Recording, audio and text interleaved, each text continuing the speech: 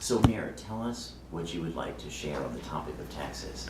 Well, I think it's important that people know that me personally, but this administration is very sensitive to some of the outcries that we've heard, especially from Black Rock, being the victims, if you will, of state-mandated revaluation.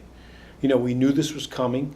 When we got here, not only did we face a $20 million deficit, but we faced a need for reorganization, and in that process, we did everything we could to cut costs to make sure that we reduced or minimized any negative impact from revaluation. Unfortunately, some parts of the city got whacked like Black Rock, and it's not fair, and I feel for them, and I'm willing and look forward to looking at ways that we could have an impact in minimizing that. But parts of the city, actually more than half of the residential homeowners in the city actually saw their taxes either stay the same or go down, and kind of got, these are people that probably overpaid taxes for the past 8 years because revaluation wasn't in place.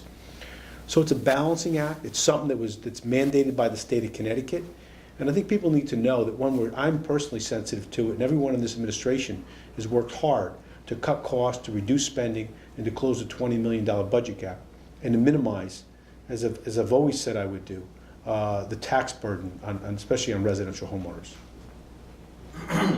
And what's the core of the message that you want to get out? What point you shared a lot of information with me there? I think what's important is we had a hearing here the other night where people were whipped up with a lot of misinformation. They were led by I think not too well-intending individuals to create what would be a stir, an emotional stir, over people who had gotten hurt by revaluation. And the misinformation to say this is a simple spending spree by the city or an insensitivity or raising of property taxes in the normal understanding of that, it's just not so. So I think it's important to one, be sensitive, which I am, to the impact that revaluation has had on people, but also to try and get clear facts out there that what's happened is a result of state-mandated revaluation, and it takes place in every city and town at different times, and it's something that a city has to kind of navigate through as we're trying to do now. I'm sensitive to people getting hurt by a revaluation, but the misinformation that this is some type of huge tax increase put in place by this administration, it's just not accurate. And for anyone to think or to claim that we're doing anything but cutting spending, as we have done, and to minimizing the tax burden on all residents, especially residential homeowners, is a misstatement that's been floated out there, especially the other night at the City Council. Okay, and in Black Rock, I can go and look at the notes, but in our scripts, but how much did their taxes go up? Well, it's interesting. The numbers that we do have are this: more than half of the residential homeowners in the city of Bridgeport, either taxes stayed the same or went down, so they saw a tax decrease. Everyone who owns an automobile got a tax cut. Unfortunately, certain parts of the city, and it happens to be the more affluent generally, or those that have greater property values, and businesses, unfortunately, saw a increase by and large in what they're paying because of the shift in the tax burden. So that's what happened. So to say it's a tax increase, like a citywide tax increase, where the people's taxes were raised per se, as a calculation of the mill rate, even though the mill rate did change and go up, it's just not accurate. It's really a function of what's called revaluation. I know it sounds complicated, but I think it's important for people to know that there was no way that this was going to be avoided. We knew this last summer. We talked about it ad nauseum. Rick Torres himself talked about it being a ticking time bomb, and how whoever was leading the city now was going to have to deal with this and try and mitigate it. And that's what we've done for the past 7 months, work to mitigate it.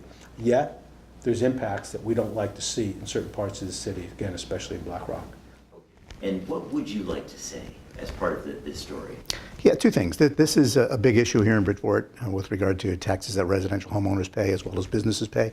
It's been an issue for years. And I think there are two issues that people need to be sensitive to that have really not been a significant part of the debate that's taken place in the last couple of weeks here in the city, which is unfortunate. And one is that the city is not overspending, and the city has not put a lot of money into projects that have resulted in raising taxes. This city has done a terrific job under Mayor Ganim and under previous administrations to reduce expenses. If you compare the amount of money that the city of Bridgeport spends on a per capita basis to other cities in the state, Hartford and New Haven, Bridgeport fares very well. If you compare the number of people that work for the city in the various departments, I can point to Public Works Department, I can point to the Parks Department, I can point to the City Tax Office, and you compare that to other cities, the city does very well. The city is very conservative and very lean on the spending side. So it's not merely a spending issue here. This is much more of a structural problem. And the structural problem relates to the way in which cities in the state of Connecticut are taxed. You have 16 square miles of land here, 50% of which is non-taxable. It's enterprises that don't pay taxes. And of the remaining 50%, a lot of it is unusable. So to enable cities like Bridgeport to depend to the degree that they do on property taxes to fund their budget is just unfair, and it's inequitable in the state of Connecticut. It's a state structural issue that needs to be addressed over the long term. And the last thing that we need to remind people of, ultimately, if we want to continue to reduce expenses and continue to reduce taxes, we've got to build the city's tax base.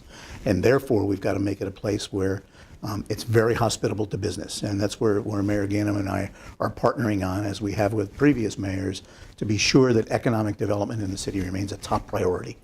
Because once we bring new businesses into the city, once we develop that land, which is taxable, then the city's tax burden will be relieved.